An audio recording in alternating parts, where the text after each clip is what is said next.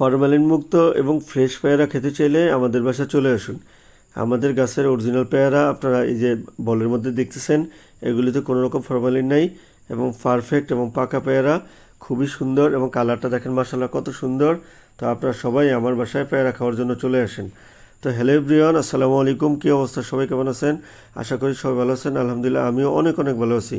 তো welcome to my channel Emon pro 77-এ আবারও সবাইকে স্বাগতম। সবার নেখায়াত কামনা করে সবাইকে আল্লাহ তাআলা অনেক ভালো রাখুক, তাদের পরিবারকে ভালো রাখুক এই দোয়া করে আজকে ভিডিওটা শুরু করছি। আপনারা প্লিজ কেউ ভিডিওটা স্কিপ করবেন না এবং টেনে দেখবেন না, তাহলে আপনারা অনেক এন্টারটেনমেন্ট পাবেন। আর অল্পতে আপনাদেরকে একটা তথ্য দিয়ে রাখি পেয়ারা সম্বন্ধে। পেয়ারাতে প্রচুর পরিমাণে ভিটামিন সি থাকে। আপনারা পেয়ারা খেলে পেয়ারা দাঁতের মাড়ি শক্ত হয়। তো আপনারা প্রচুর পরিমাণে সিজনালি ফল পেয়ারা খেতে পারেন, কোনো সমস্যা নেই। আর যখন দাঁতে ব্যথা হয় তখন আপনার পেয়ারা পাতা গরম করে মুখে দিয়ে রাখতে পারেন, তখন আপনার দাঁতে ব্যথা কমবে। তা আমরা আপনাদেরকে এখন দেখানোর চেষ্টা করব। আমরা গিয়েছিলাম একটা হাঁসের খামারে। হাঁসগুলি সদ্যই বিল থেকে খাবার খেয়ে আসতেছিল। দেখেন সিরিয়াল মেনটেন করে, আপনারা দেখতে থাকুন। তো প্রত্যেক বছর যখন বর্ষার সিজন আসে এই হাঁসগুলো ওনারা আমাদের এখানে একটা নির্দিষ্ট জায়গা ভাড়া নেয়, তারপরে হাঁসগুলো পালন করে গত 2-3 মাস থাকে এবং আলাদা কোনো খাবার দেওয়া লাগে না। বিলের মধ্যে শামুক, বিভিন্ন ধরনের পোকামাকড় যেগুলি আছে, ধান কাটার পরে যে ধান পড়ে থাকে এগুলি খেয়েই হাঁসগুলো এরকম আস্তে আস্তে বড় হয় এবং সকালে যায়, বিকেলে পেট ফুরে, তারপরে তাদের নির্দিষ্ট গন্তব্যস্থল যেখানে থাকার জায়গা সেখানে চলে আসে। দেখেন কী পরিমাণ হাঁস, আপনি গুনতেও পারবেন না। ওনারা 3-4 জন লোক আছে খামারিরা এই হাঁসগুলোকে পালন করে। হাঁস আসলে একটা শান্তশিষ্ট প্রাণী, আর দেখলেই আসলে ভালো লাগে।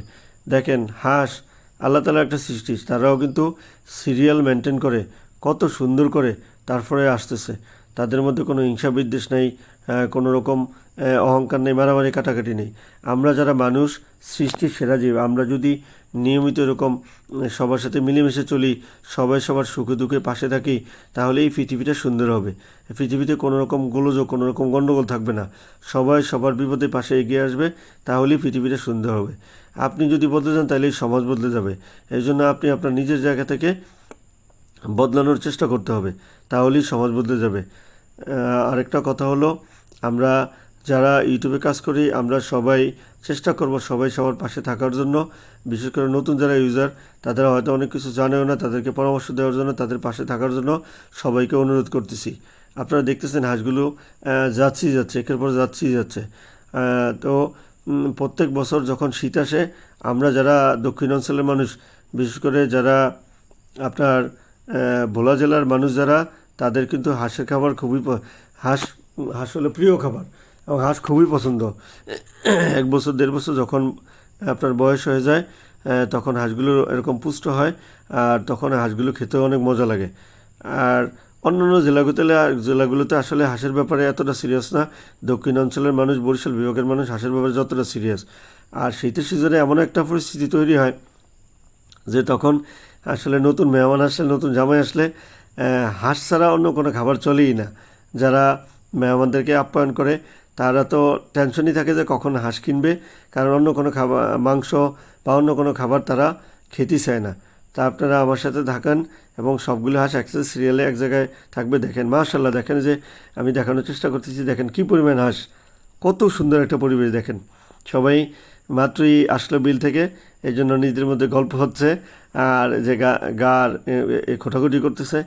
দেখেন কত সিরিয়াল মেনটেন করে, কী পরিমাণ হাঁস দেখছেন।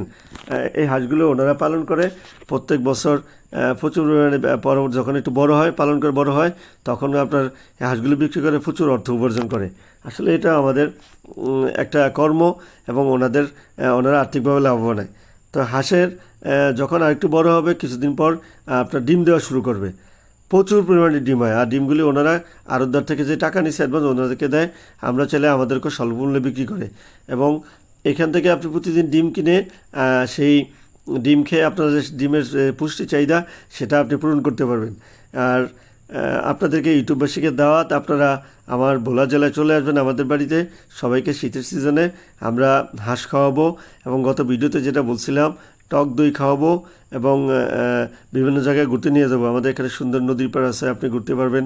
আর তারপরে আপনাদেরকে পান খাওয়াবো, সুপারি খাওয়াবো, কারণ ভোলা জেলার আরেকটা বিখ্যাত জিনিস সেটা হচ্ছে সুপারির জন্য বিখ্যাত। প্রচুর পরিমাণে সুপারি হয়। তো আপনারা আমার সাথে থাকুন আর ভিডিওটা আস্তে আস্তে দেখতে থাকুন। সামনে আরও এন্টারটেনমেন্ট আছে।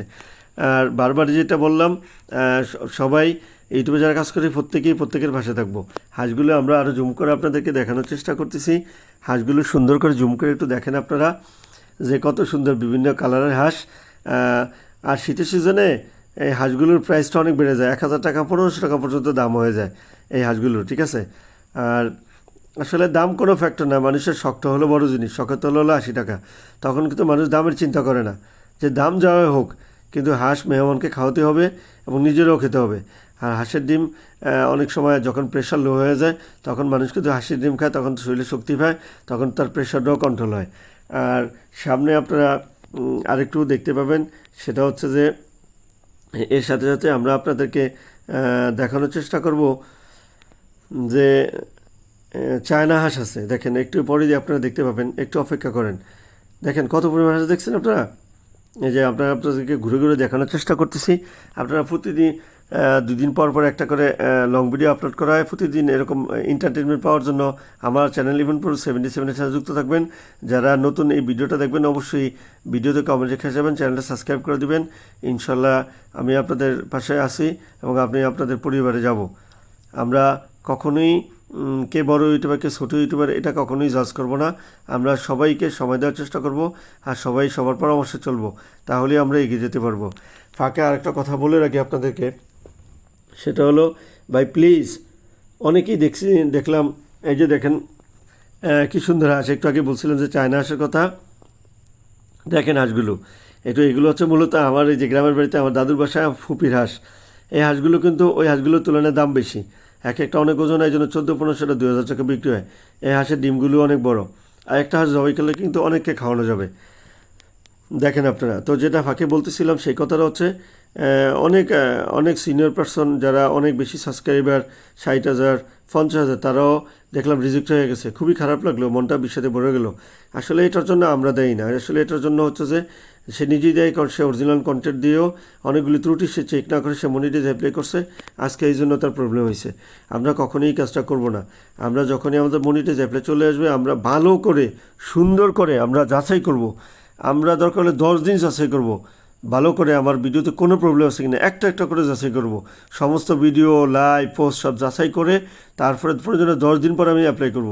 দেখবেন অবশ্যই ইনশাল্লাহ আপনি সাকসেস হবেন। আমরা আপনাদেরকে সামনে আরও কয়েকটা জিনিস বাকি আছে, দেখানোর চেষ্টা করব।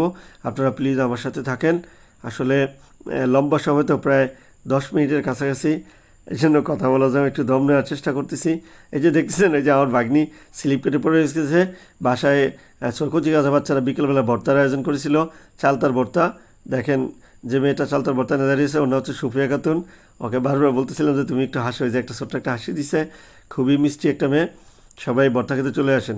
দেখেন কত বড় একটা গুইসাপ, এটা আমাদের বাসার পিছনে। আসলে গুইসাপ আমাদের প্রকৃতির বন্ধু, কীভাবে জানেন? বিভিন্ন ধরনের বিষাক্ত সাপ পোকামাকড় খেয়ে, বিভিন্ন ধরনের বিষাক্ত জিনিস খেয়ে গুইসাপ আমাদেরকে বিভিন্নভাবে হেল্প করে। আসলে এটা আমাদের ক্ষতি কখনই ক্ষতি করে না, আমি আজ পর্যন্ত দেখিনি ক্ষতি করতে।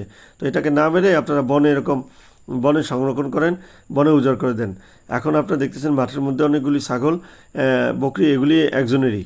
এগুলি উনি ছোটো থেকে এরকম লালন পালন করে বড়ো করছে, এবং যখন কোরবানি ঈদ চলে আসে তখন উনি অনেক বেশি দামে আলহামদুলিল্লাহ বিক্রি করে, অনেক টাকা উপার্জন করে।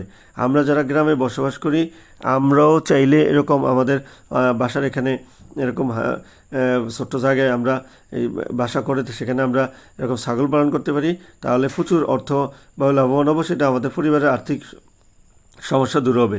এবং আপনারা যদি এরকম বকরি ছাগল পালন করেন, সেখানে আমাদের যেরকম বাচ্চা হয়, সেখান থেকেও সেগুলি যখন বড় হবে তখন অনেকগুলি ছাগল হলে সেগুলি দিয়ে আপনি আর্থিকভাবে লাভবান হতে পারবেন। আর ছাগল একটি শান্তশিষ্ট প্রাণী। রাসূলুল্লাহ যুগে এবং যত নবীরা সবাই কিন্তু বকরি পালন করছে। বকরি খুবই শান্তশিষ্ট, দেখেন ঘুমাচ্ছে, কোনো টেনশন ফ্রি, কত শান্তশিষ্ট। আপনারা সবাই এরকম ছাগল পালন করবেন, আর্থিকভাবে লাভবান হতে পারবেন। যখন এরকম কোরবানির ঈদ রমজান ঈদ আসবে তখন এগুলি বিক্রি করে আপনারা প্রচুর টাকা অর্জন করতে পারবেন। এটা আমাদের কর্ম, আমরা কেউই বেকার থাকবো না, একটা কাজ আমাকে করতে হবে। তো যে কথাগুলি বলা হইলো, যদি কথার মধ্যে ভুল ত্রুটি থাকে সবাই সুন্দর দেখবেন। সবাই ভালো থাকবেন, সুস্থ থাকবেন। সবাইকে আবারও আসসালামু আলাইকুম।